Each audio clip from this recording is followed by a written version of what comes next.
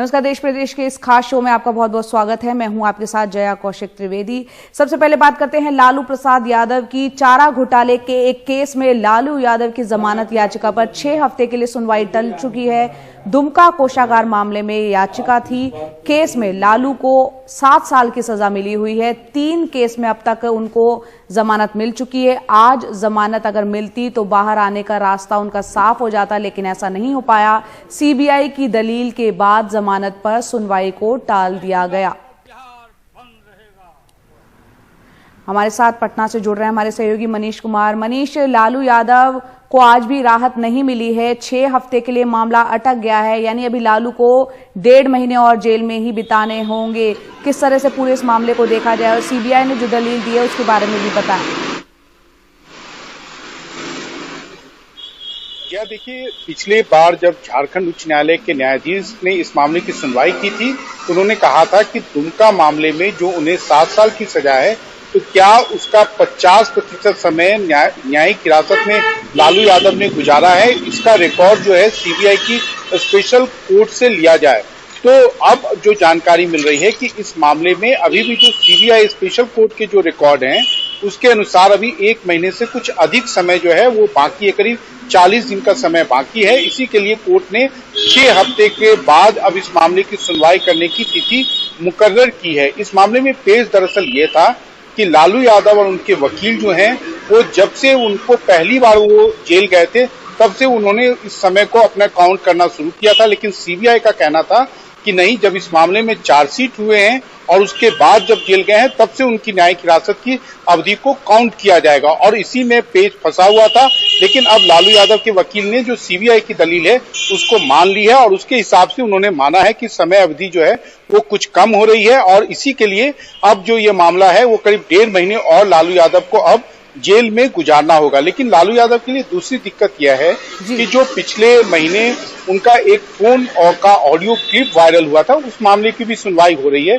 तो अब देखना यह है कि झारखंड उच्च न्यायालय का उस मामले में क्या आखिर रुख क्या होता है या उनका फैसला क्या आता है, क्योंकि इस मामले में भी अब से कुछ हफ्ते के बाद सुनवाई मुकर्रर है।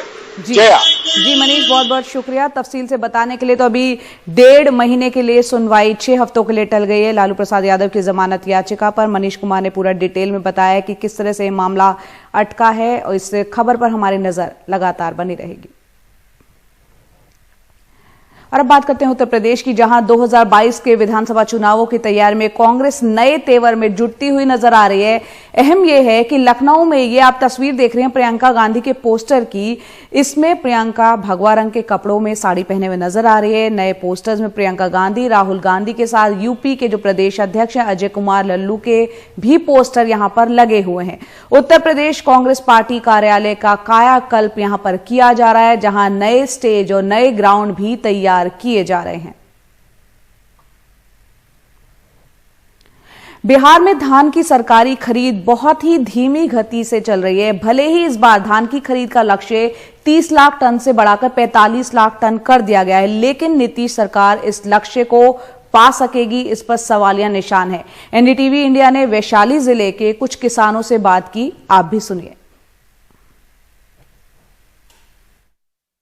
मार्केट में तो बेचने के लिए रखे हुए ही हैं। मार्केट का वैल्यू सरकार की वैल्यू से बहुत कम है।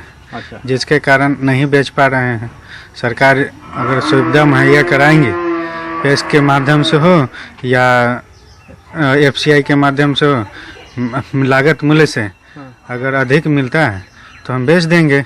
कृषि का जो लागत है, कृषि का जो मूल्य है, ये भी नहीं, वो जो करता है शायद उतना भी निकल जाए वह मुश्किल से। इसलिए टोटल जो 2000 से 16 तक जो आया है ना, वो घाटे खेती है। करीब करीब आंकड़ा बता रहा है कि 50 लाख करोड़ रुपया किसान को लॉस हुआ है। खुले में रखा हुआ अनाज बर्बाद नहीं होगा? बर्बाद तो होगा ही। औने पौने में बेचना होगा लास्ट में हाँ, औने पौने दाम में बेचना पड़ेगा। सरकार का घोषणा है 1866 रुपया, अब व्यापारी दे रहा है 1100 रुपये। पूरे लॉस है, पूरा फ्लड में माने दह गया सब। अभी भी आगे फसल भी नहीं होने जा रहा है, जो हुआ वो भी नहीं, कोई पूछने वाला नहीं है वो भी धान को।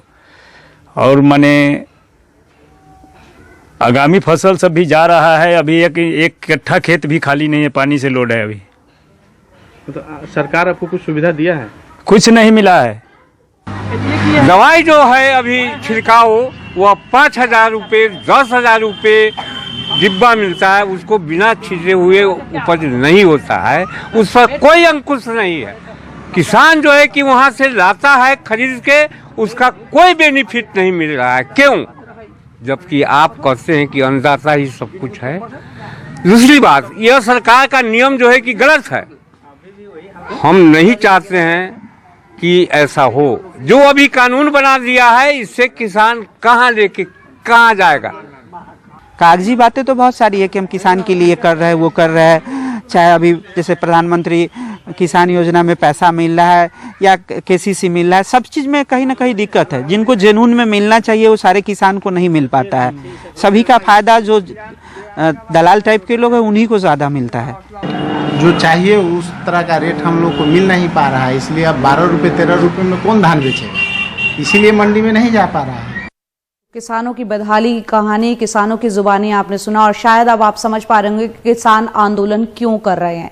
केंद्र के कृषि कानूनों के खिलाफ किसानों का प्रदर्शन लगातार जारी है और सरकार के साथ कई दौर की बातचीत के बाद भी किसान कानून वापस लेने की मांग पर बने हुए हैं, डटे हुए हैं। और इस बीच भारतीय किसान यूनियन एकता उग्राह के नेतृत्व में किसानों की तरफ से गुरुवार को लुधियाना के फिरोजपुर रोड पर स्थित रिलायंस स्टोर के बाहर प्रदर्शन किया गया।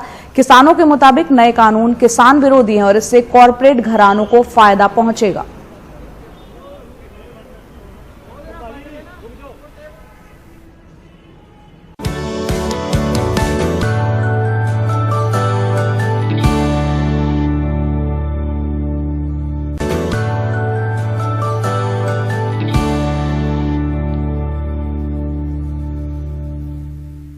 ब्रेक के बाद एक बार फिर आपका स्वागत है। बात करते हैं उत्तर प्रदेश की, जहां फिरोजाबाद में एक दूल्हा दुल्हन को शादी के दिन कोरोना हो गया। दुल्हन विदा होकर ससुराल तो आई, लेकिन बीमार दूल्हे की चंद दिनों में ही मौत हो गई। जांच हुई तो दुल्हन और ससुराल के 9 लोग कोविड पॉजिटिव पाए गए, जो इलाज के लिए अस्पताल में भर्ती हैं। लड़की के दिल पर क्या गुजरी होगी, इस बात का अंदाजा शायद किसी के लिए भी लगाना बेहद मुश्किल है। आइए देखते हैं हमारे सहयोगी कमाल खान की रिपोर्ट।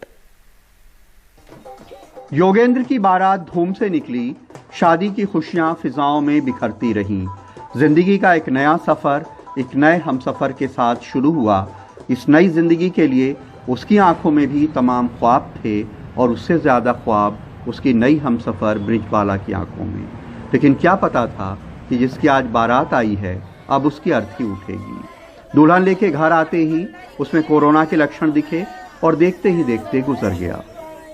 मैंने फ़ोन किया सो मैंने कही पापा मैं शुक्राबाद जाऊंगा, सो वहाँ से दवा लूँगा।